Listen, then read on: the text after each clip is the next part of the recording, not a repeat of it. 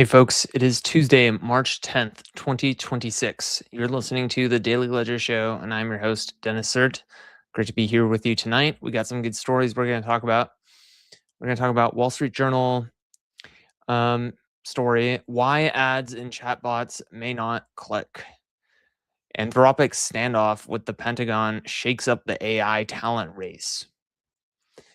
Google, and this is the last one, Google gives in to users' complaints over AI powered Ask Photos search feature. So we're going to talk about those. Before we get into it, make sure to like, comment, and subscribe. Follow if you're on TikTok or Instagram Reels. And make sure to share this with all of your friends. And let's get right into it. Let's get this on the stage here. Why ads in chatbots may not click. So this is a story from the Wall Street Journal. And basically, it's kind of talking about how advertising is, maybe not going to work, quote unquote, according to Dan Gallagher, right, from the Wall Street Journal. So it kind of explains how ChatGPT is just top 900 million weekly active users, which is a pretty good and impressive stat. With Gemini kind of tailing it at 750 million monthly active users. And as we know, you know, according to propaganda, but according to also kind of the facts, OpenAI is going to have a much higher burn in 2026 than it did in 2025. So it definitely needs to figure out how to increase its revenue. So what do you do with the 900 million weekly active users? You put ads, and I'm pro ads. I mean, you look at Netflix. Netflix dug themselves out of a hole similar to this. I've talked about it earlier, like this month, just on the show. Last month, basically in 2022, thereabouts, Netflix was in a similar rut, and how did they get themselves out? With ads. They introduced an ad tier. That's actually the one I happen to be on, mind you. And yeah, I mean, if you look at the numbers, ended up kind of figuring it out. They increased their Netflix did. They increased their year over year growth to something much more healthy. I think it was in thereabouts 10%, whereas before it was like 3 or 4% thereabouts. So yeah, ads saved their ass. Same thing with OpenAI. If you're able to figure out ads with 900 million weekly active users, you're going to be raking in more cash. Okay. Um, there was something in here that I wanted to talk about, which was kind of interesting. So, Dan Gallagher goes, but throwing advertising into responses from AI chatbots is no simple matter. Many AI queries aren't commercial in nature, and a user trust is still an ongoing issue, given the potential for AI chatbots to hallucinate or otherwise give out bad information. I hear the same thing just from like professional circles too. I'll leave it at that. It's like people like delusional engineers and delusional workers are just like, oh my God, they put their heads like in the sand like an ostrich and they're like, oh, I'm always going to be better than AI. AI is never going to take my job. Right. And it's like they'll often cite hallucinations and they'll be like, oh my God, AI hallucinates. That's what they all say. It's like, dude, the fact of the matter is hallucination has been solved. Some of the leading models like Google and OpenAI's top tier frontier models have sub 1% hallucination rates. Okay, according to this one site that talks about it, drainpipe.io. And it's like, aside from the stats, you look at everything they've done, like RAG, retrieval augmented generation, which is a way to combat hallucinations. They've done other methods, right? It's like hallucination is no longer a problem. Like it used to be a problem in 2023, but much like Apple Maps, right? Where it's like, oh, you shit the bed once. It's like, okay, well, like in 2012, Apple Maps actually was pretty crappy. And it's like, okay, no one forgets about that, even though Apple Maps is good now. So it's the same thing here where it's like, okay, well, hallucination's gone. And yeah, it was a big problem back then, like 3 years ago. And now it's gone pretty much. And it's like, oh my God, but and then it gets into the Wall Street Journal, like boomers like Dan Gallagher, like, oh man, user trust is still an ongoing issue given the potential of AI chatbots to hallucinate. It's like, Jesus Christ. Putting ads into the mix could give users greater reason to question the value of the information that the chatbot is providing. Yeah, if there are 900 million weekly active users for ChatGPT and then 750 million monthly active users, um, oh my god, that just went right by me when I first read it. It's funny because the 900 and 750, it's almost like a apples to apples comparison, but sneaky, sneaky 900 million weekly active users is a much stronger stat than 750 million monthly active users because this one's monthly and this one's weekly, even if they were, let's say, both 900. That is sneaky. Wow. Because number, then millions, the same word. Active is the same word, users is the same word, but just slightly broadened the window, which of course gets get more users into the bucket. The more you expand the window, the more users are in there, the better your stats look. And just to kind oh my god, that is just hilarious. Hey man, why don't we ask Gallagher here? Why didn't you write? Why didn't you report the weekly active user count rather than the monthly active user count for Gemini, huh? Oh boy. I wonder who's funding the Wall Street Journal. Don't we love to see that?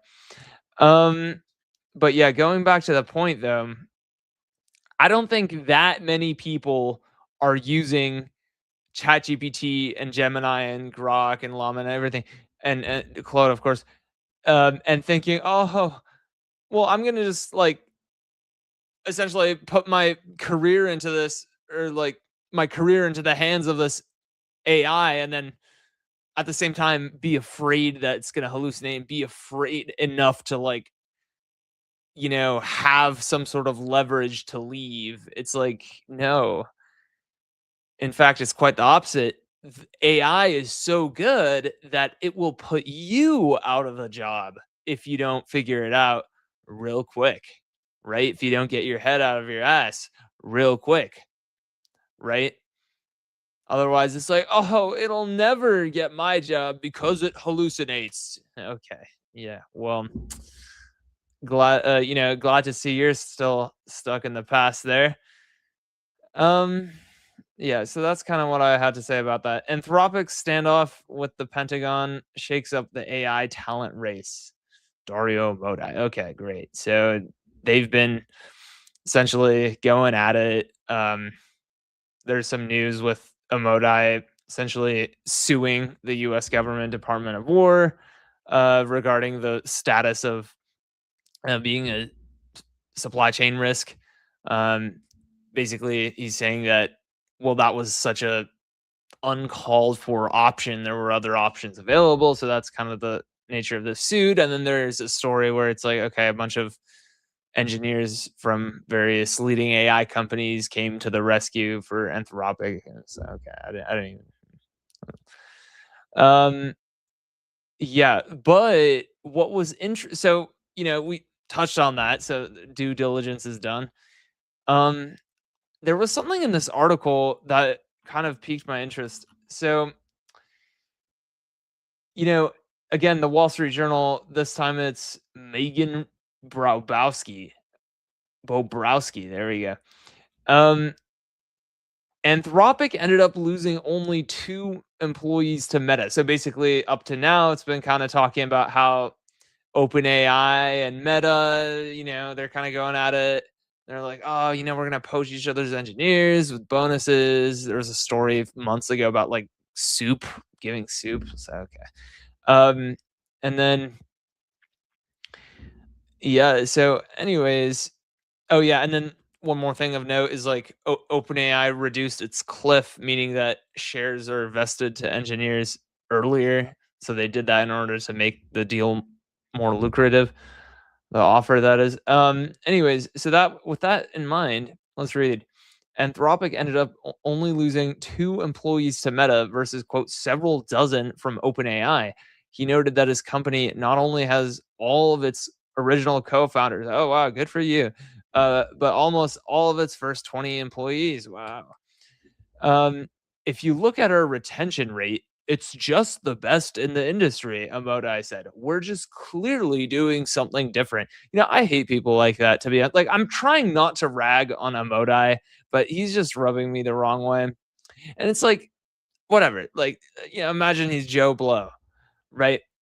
Joe Blow says, if you look at our retention rate, and he's not even talking about something respectable like the actual like user retention rate, aka, on day one were they there, on day seven were they there, on day 15 were they there? No, he's talking about the dumb way, the dumb interpretation of retention way, the very unscientific perception of retention rate. He's saying engineers who decide to stay versus decide to leave.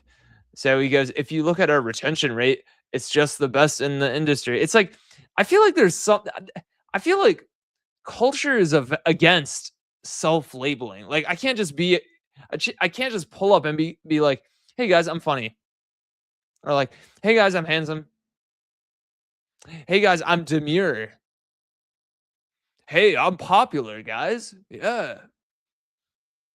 Like, if you self-name these things, I feel like it's probably not true. Like, it's an indication. Like, sure, whatever. Maybe like if you unironically say that, maybe there's like a 1% chance it's actually true and you're just being dumb. But it's like it's probably not true given how much effort you just put into it, right? Because the effort itself kind of shows like, okay, well, why'd you need to put in the effort? Because it's probably not true. Um, right. So that's kind of the effort, the perceived effort invalidates what you say. And it's like, even if it is true, it just kind of makes you look bad. It's like, okay, cool, you're popular, or you're funny, or you're handsome, or you're demure. And it's like, okay, uh, you're not anymore. You know what I mean? So it's like, okay, a Modai. Wow. Can we just give a round of applause for his retention rate? Like, please. It's the best in the industry. Can I just bow down right now? Like, quick. Um, Google gives in to its users' complaints over AI-powered Ask Photos search feature. Sarah Perez from TechCrunch. How great. It's funny because the title, the intro, just like everything is so loaded in this article. Google gives into the dark side, right? Like in a slight capitulation to those who don't want AI, whatever. And then you look at so basically what had happened was they put back in this non-AI photo search feature. Okay, so that's the whole point.